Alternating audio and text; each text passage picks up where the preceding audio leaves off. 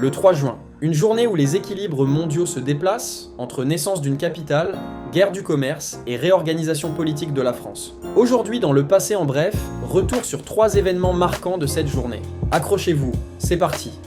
Washington devient la capitale des États-Unis. Le 3 juin 1800, Washington DC devient officiellement la nouvelle capitale des États-Unis. La décision prévue par la loi de résidence de 1790 transfère le siège du gouvernement fédéral de Philadelphie vers cette ville encore en construction, imaginée pour incarner la stabilité et la puissance de la jeune République. Ce jour-là, le président John Adams s'installe dans la Maison Blanche, un jalon fondateur dans l'histoire politique américaine.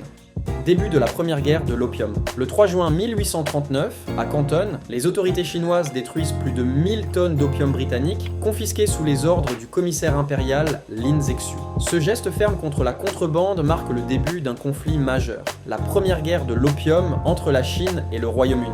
Ce choc des empires ouvrira la porte aux traités inégaux et à une longue période de domination occidentale en Asie. Charles de Gaulle, président du gouvernement provisoire.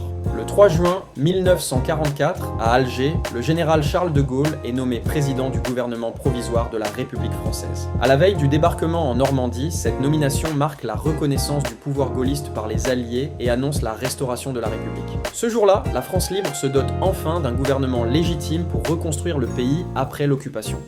Le 3 juin, une date marquée par la naissance d'un pouvoir, la chute d'un empire commercial et l'affirmation de la République française. Quel événement vous a le plus marqué? Dites-le en commentaire. Si cette vidéo vous a plu, pensez à liker, à vous abonner et à activer la cloche pour ne rien manquer. On se retrouve très bientôt pour un nouveau voyage dans le passé, en bref.